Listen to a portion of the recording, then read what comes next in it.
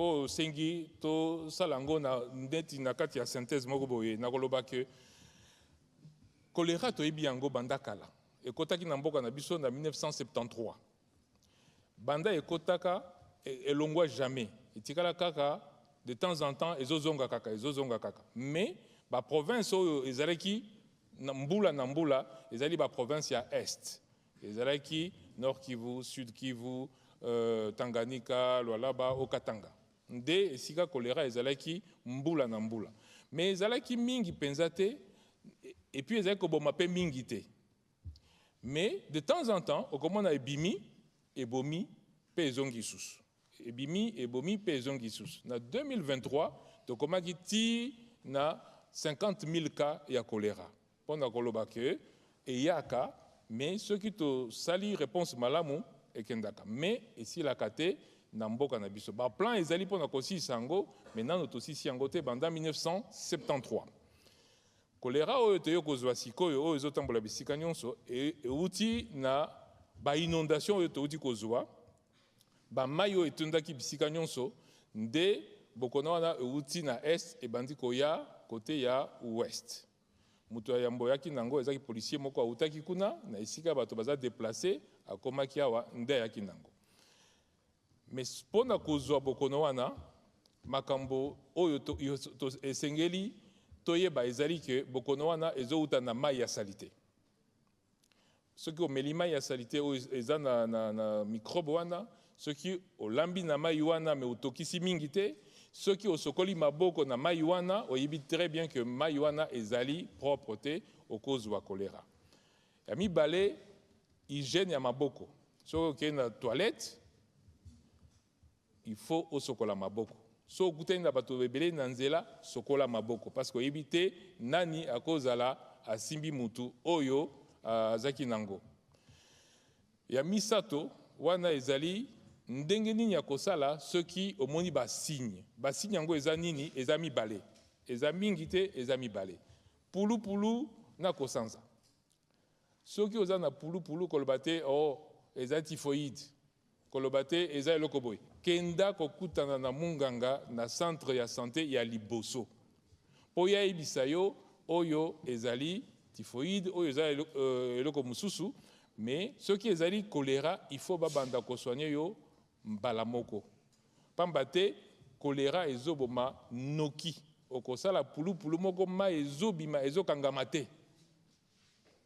donc il faut basoigner yo mbala moko bazongisa yo mai ou bien na munoko soki eza muke ou bien na perfusion soki osali pulupulu mingi bapesa yo pe baantibiotique mais yo moko komimela bakisi te po so omeli kisi yo moko okozala calme olobi te nasi namelaki kisi pulupulu esili pulupulu esili te ezobima nde te me na kati ya libumu mai ezobima kaka wana yango tozomona ke bato ebele bazokufa na bandako na bango 80% bato bakufi na bandako po bazoumela na kokenda na centre de santé yango message eza moko hygiène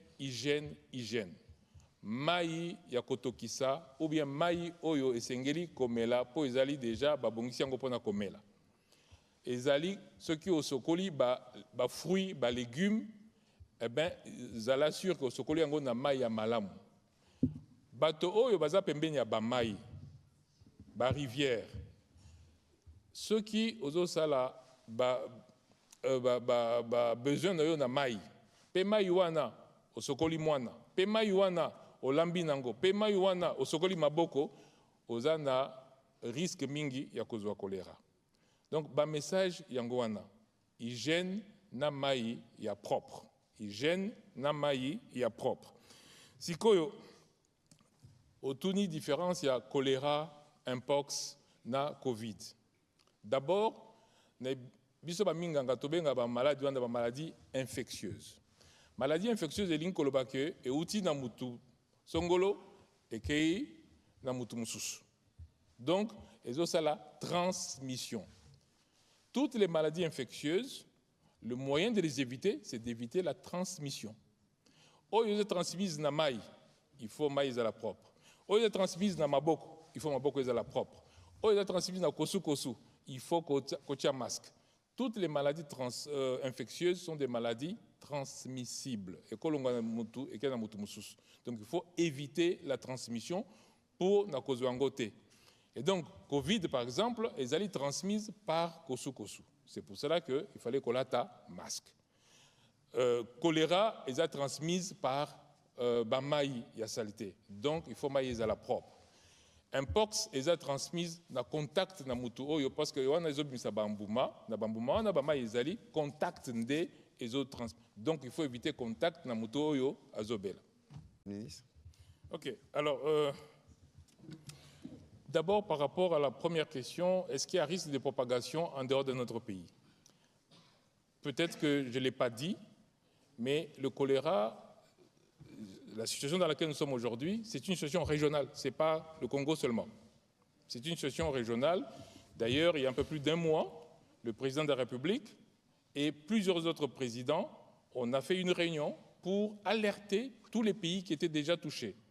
L'Angola est en phase aiguë d'épidémie, la Zambie est en phase aiguë d'épidémie, la Tanzanie est en phase d'épidémie, le Sud-Soudan est en... Donc il y a plusieurs pays qui sont concernés. Donc ce n'est même pas que c'est le risque que nous on envoie. C'est vraiment l'OMS, l'Africa CDC, et ils ont organisé une grande réunion qui était présidée par le président de la Zambie, parce que tous ces pays sont comme nous dans le choléra maintenant. Maintenant, oui, nous devons, grâce à notre système de PNHF, Programme national d'hygiène aux frontières, et c'est pour cela que c'est très important, surveiller les points d'entrée, que ce soit les points d'entrée extérieurs, que ce soit les points d'entrée intérieurs. Je répète que le premier cas, c'est un policier qui s'est déplacé à l'intérieur du pays et qui a ramené le virus, enfin la bactérie ici, à l'ouest, alors qu'il venait de l'est. Donc, la surveillance des points d'entrée, ça relève du ministère de la Santé au travers de son programme qui est le Programme national d'hygiène aux frontières. Sauf que, gardez à l'esprit que c'est une maladie qui va vite parce que c'est la diarrhée et les vomissements. Donc, c'est facile à détecter. Ce n'est pas quelqu'un qui se promène avec sa fièvre pendant plusieurs jours. Donc, c'est facile à détecter. Donc, on surveille nos frontières, oui. Mais quand même, c'est une épidémie régionale. Il y a plusieurs pays d'Afrique actuellement qui sont dans le rouge. Je vous les ai cités. Maintenant, la phase aiguë, c'est que nous sommes encore en train de voir le nombre de cas monter. La semaine dernière, nous étions autour de 1500 cas. Maintenant, je vous ai dit que nous sommes à 2000 cas. Donc, nous sommes toujours dans la phase aiguë. Et cette phase aiguë va être contenue avec toutes les mesures que nous sommes en train de prendre.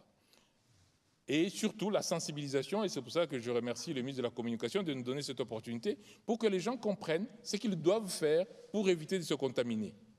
Et deuxièmement, pour la prise en charge très rapide des malades. Encore une fois, si le malade est pris en charge très rapidement, on le guérit.